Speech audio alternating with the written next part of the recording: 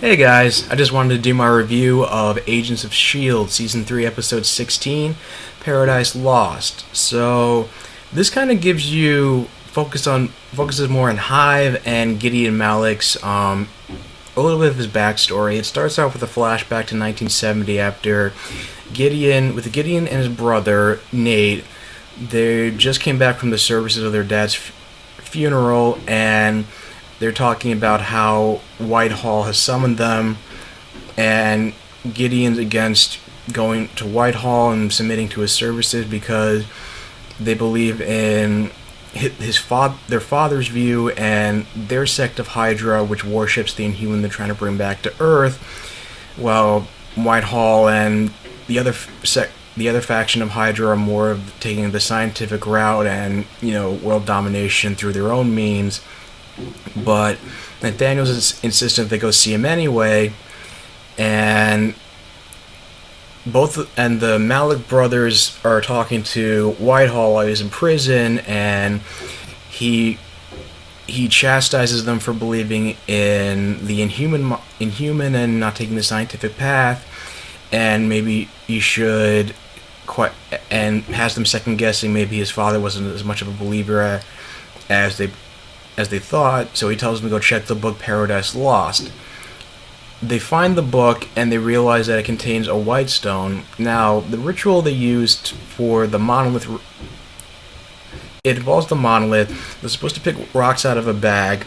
Whoever picks the white rock is the sacrifice that's sent through the monolith to the planet where where Hive kills them and takes over their body. And basically their dad was putting in his own white rock to ensure that he never got chosen to go to the other side. And so the brothers decided to toss it into a pond and decide to let fate decide and not be cowards like their father of who should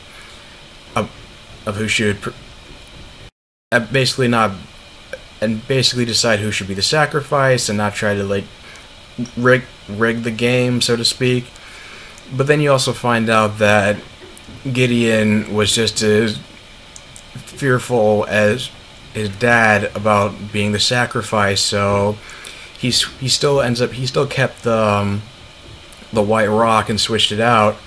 And then his brother Nate is the one who was selected to be the sacrifice. And although he was regretful, it just shows that Malik was a coward and he'd rather have his brother be the sacrifice than himself. And so we go to present day when Malik goes to see his daughter Stephanie. Gideon goes to see his daughter Stephanie, and he finds out that Hive's at the mansion. And the reason why he was so fearful at the end of the last episode is because he had a vision of getting killed by Hive. And he also deduces that's the reason why he summoned the rest of the inner circle, is that Hive's going to kill Gideon in front of them as a show of power.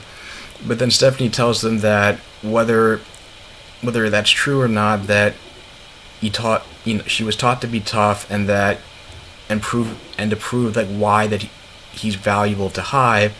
So he goes to the backyard by the same pond, asks Hive if he still has the memories of his brother or past sacrifices. Hive dodges the question, and during the meeting that night, he shows his true form, where you only see the back of his head and these kind of tentacles, and it's implied that he has the same appearance as his comic book counterpart and resembles the Hydra symbol.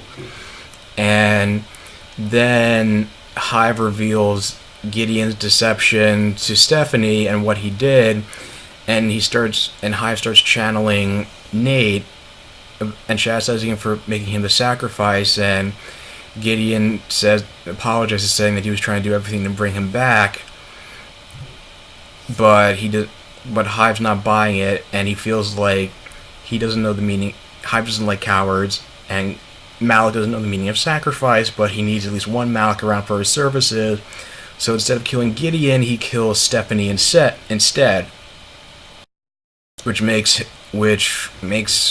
Gideon more subservient, but even more fearful and it leaves it open as to whether he's just scared for his life, he's going to try to rebel, who knows. And then the other subplot is that Lincoln and Daisy try to go to learn more about Hive, and they end up having to go talk to a former member of Afterlife named James, who wanted to become an Inhuman, but was pissed off because Jiaying thought he was too much of a loose cannon, and he also was stealing stuff from her studies about talking about an ancient human that could be used to bring people back to the dead, Hive. So he was ultimately banished. And so after using their powers to fend off mines and subduing James, they make a deal that he'll get a Terrigen crystal in exchange for intel. James talks about how the orb that he gives them, Daisy recognizes it as Kree, and that the Kree were the ones that created the Inhumans, and that I guess Maveth or Hive was supposed to be the first Inhuman to leave an Inhuman army in service of the Kree, but he rebelled, and so the other Inhumans had to join forces with regular humans to banish Hive from Earth. And Lincoln goes back on his word and doesn't actually give him the Terrigen crystal, but they are able to grab the orb. And then, despite him, James tells Daisy about how Lincoln almost hurt his ex-girlfriend, and Lincoln's forced to confess that he used to be an alcoholic and have anger management issues, and he got behind the wheel of a car drunk and angry. His ex-girlfriend got in the car, and they got into an accident, and it took Gordon having Lincoln go through Terrigenesis to save both of them, and then he was taken to, and that's how he got taken to Afterlife to be rehabilitated. And he apologizes to Daisy and doesn't want to keep any secrets, and Daisy then admits to the vision she had at the end of the last episode, which is the image of the spaceship and the shield jumpsuit, and how she fears that somebody's going to die. Meanwhile, the rest of Team Coulson is going to an agricultural, chemical subsidiary of Transnia, to try to learn more about Hive and what they're up to, and they're able to. And although Gaia puts up a fight using his special ops skills and his telekinesis, May is able to lock him in a room where he can't move into any he's not able to move around any objects, and they get into this really kick-ass fight where they're jumping off walls, and either May's running up a wall and kicking him, and it's just something out of maybe the Matrix or a kung fu movie. I mean, you'd have to see it for yourself. But then also they're able to subdue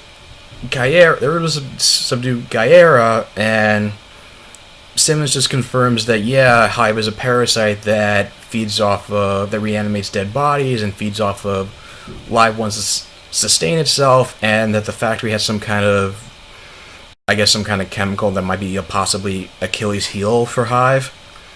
But then the problem is that even though no one's watching Gaia, so he's still able to use buckles within the pod that they use to trap Inhumans to open the door and get free, and cause the Zypher, the main shield helicarrier, to crash down. The pilots are able to land it safely, but Gaia still knocks almost everybody out on board, but not before May is able to send a distress signal to Lincoln and Daisy, and the episode ends realizing that their last hope of saving them is to summon the Secret Warriors, in spite of Daisy not wanting to put any of them in danger because of the vision she saw. So overall, I thought it was a really good episode. It started I feel like it's starting to pick up the pace now from the last couple of episodes, and getting some traction with this whole Hive arc, and it seems like based on the previews for next week, maybe one of the Secret Warriors might be follower of Hive or worshiper. Apparently, there's going to be somebody. One of them is supposed to like turn on the team. Is what's implied. So, what do you guys think of the episode? Leave your thoughts in the comments down below. If you like this video, like, share, and subscribe. And I will talk to you guys soon. Take care.